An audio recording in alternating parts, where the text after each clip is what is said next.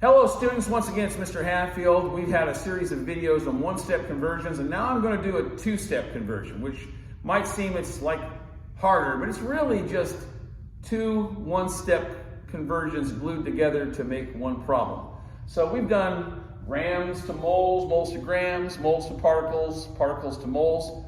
Let's ask ourselves this question. Suppose I have, 60 grams of carbon dioxide.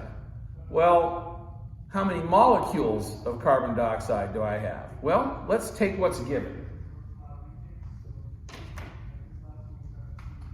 We have 60 grams of carbon dioxide is given. So we write that number, unit, substance in a fraction inside parentheses.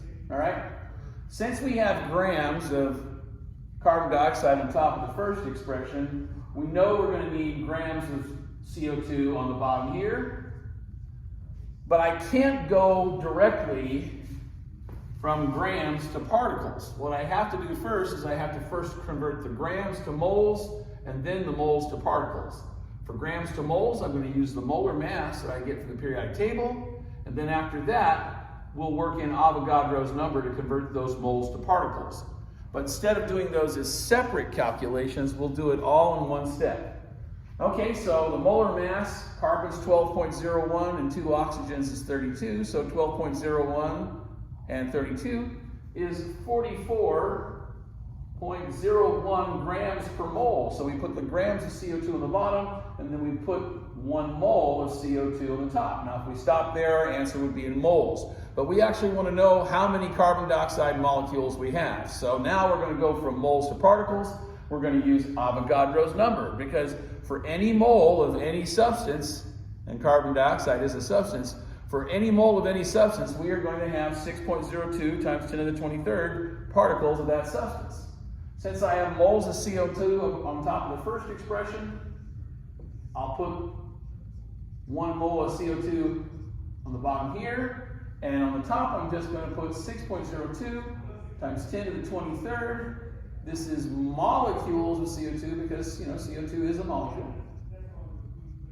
That's our setup. So now we should be able to cancel the grams of CO2 and the moles of CO2. And we're going to take the product of the top, 60 times 6.02 times 10 to the 23rd, and we're going to divide it by the bottom, which is 44.01. A calculator can come in handy. All right, so here we go. 60 times 6.02 times 10 to the 23rd. We put that very large number into our calculator. Equals, now we have the top. Now we're going to divide it by 44.01. And our answer, 8.20 times 10 to the 23rd. What?